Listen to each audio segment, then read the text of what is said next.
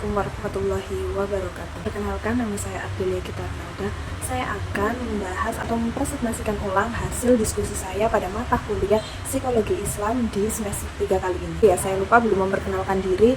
Saya mahasiswa Prodi Tasawuf dan Psikoterapi Fakultas Usuluddin dan Filsafat UIN Sunan Ampel, Surabaya. Pada kali ini, pembahasan saya di perkuliahan kali ini adalah kesehatan jiwa menurut Al-Quran dan psikologi Islam.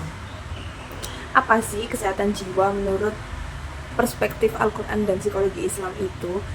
Yang pertama ada pengertian kesehatan jiwa atau kesehatan mental. Merupakan suatu kemampuan diri ketika kondisi batin seseorang dapat mengelola keserasian fungsi jiwa, yakni dalam keadaan tenang, aman, dan tentram, serta seseorang yang berada dalam upaya mencapainya, sehingga dapat menciptakan penyesuaian dengan diri sendiri, orang lain maupun lingkungannya secara dinamis berdasarkan Al-Quran dan As-Sunnah, sekaligus dalam upaya mendekatkan diri kepada Tuhan Yang Maha Esa. Jadi kesehatan mental adalah kondisi jiwa di mana diri seseorang tersebut itu mampu, bisa dikatakan juga berdamai atau bisa merasakan tenang, aman, dan tentram dengan keadaan kondisi di lingkungan sekitarnya. Juga mampu sekaligus dalam upaya mendekatkan diri pada Sang Tuhan. Karena menurut saya mendekatkan diri kepada Tuhan Yang Maha Esa adalah salah satu upaya atau jalan menuju kesehatan fisik, mental, maupun jiwa pada setiap individu. Selanjutnya ada penyakit yang merusak hati dan jiwa. Abu Zaid Ahmad Ibnu Sahal al-Bahli berhasil menghubungkan penyakit jiwa dan tubuh. Jadi keduanya itu berhubungan. Menurut beliau, terdapat keseimbangan juga ketidakseimbangan dalam diri manusia. Sebab fisik dan jiwa dapat sakit di waktu yang tidak, dalam artian seperti ini. Kadangkala ada orang yang terlihat fisiknya itu tidak sakit atau sehat, namun kita belum tahu pasti bagaimana keadaan tidak bersamaan dalam diri orang tersebut, jiwa atau mental orang tersebut. Apakah juga sehat seperti fisiknya ataupun tidak.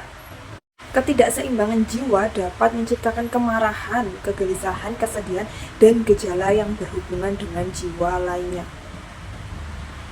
Sedangkan ketidakseimbangan dalam tubuh dapat menimbulkan sakit kepala, demam, rasa sakit di badan, dan seterusnya. Jadi ketika seorang tersebut mengalami gangguan atau penyakit jiwa, itu akan berdampak pada kesehariannya, lebih ke sikap ya. Seperti orang tersebut memiliki penyakit jiwa atau penyakit mental, maka orang tersebut cenderung akan lebih mudah mengalami kemarahan, kegelisahan, kesedihan, dan gejala-gejala yang lainnya. Ketika orang tersebut sedang mengalami gangguan atau penyakit fisik, maka hal tersebut akan berdampak pada tubuhnya seperti sakit kepala, nyeri, atau sakit kaki gitu. Jadi bukan pada emosional seperti jiwa tadi. Selanjutnya ada metode kurasi. Metode kurasi penyakit hati dalam Islam. Dalam sudut pandang agama Islam, penyakit hati sering diidentifikasikan dengan beberapa sifat buruk atau tingkah laku yang tercela. Jadi penyakit hati gitu ya, tercela kalau di Tazkiyatun Nafs, penyakit hati seperti iri, dengki, arogan, emosional, dan lain sebagainya. Hal ini juga bisa menjadi pengaruh tentang perilaku serta perbuatan seseorang. Maka dari itu, perilaku ini harus segera diobati atau ditangani.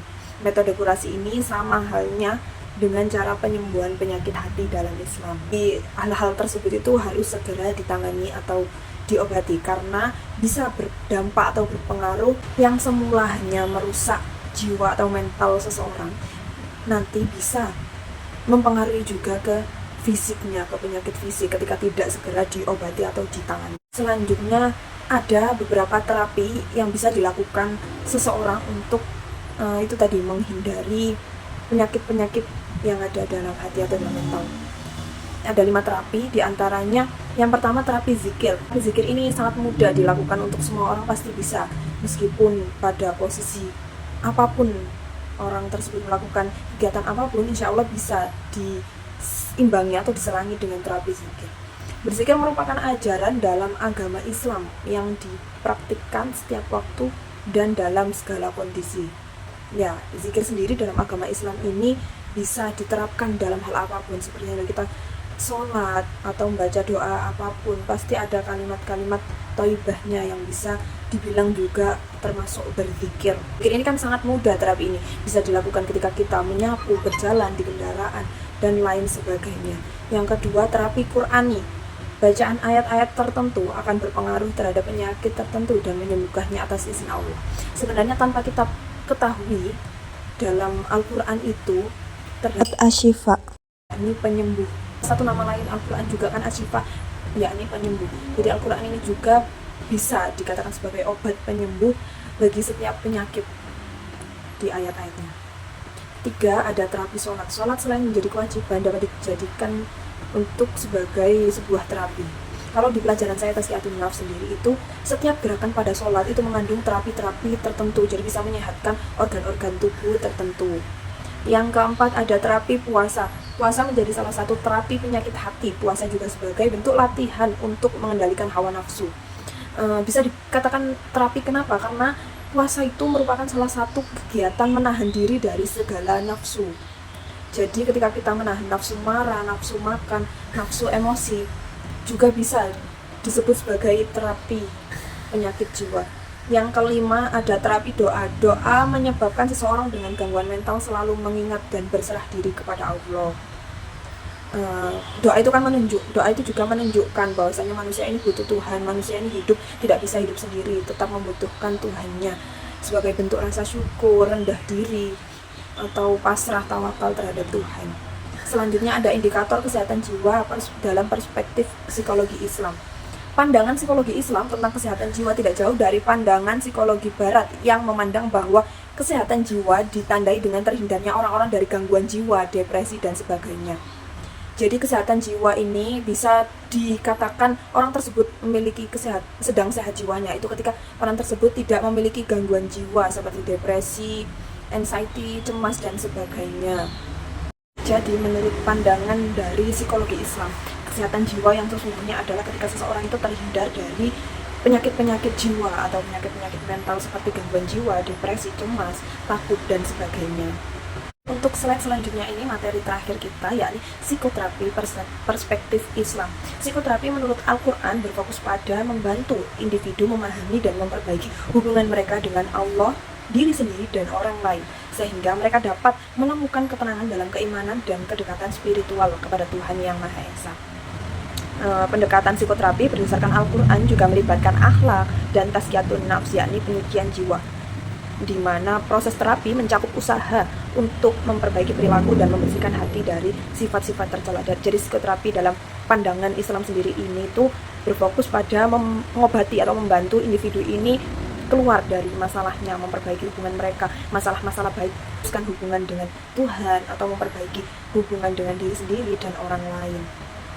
Untuk pendekatannya melibatkan akhlak dan penyucian jiwa terlebih dahulu. Jadi menyucikan jiwanya dan membaguskan akhlak-akhlaknya, merubah akhlaknya menjadi yang lebih bagus. Dengan memperbaiki perilaku itu, nanti efeknya bisa membersihkan hati dari sifat-sifat tercela, sehingga sifat tercela tersebut bisa bersih, dan kesehatan jiwa, baik jiwa maupun fisiknya itu bisa bagus seperti pada umumnya.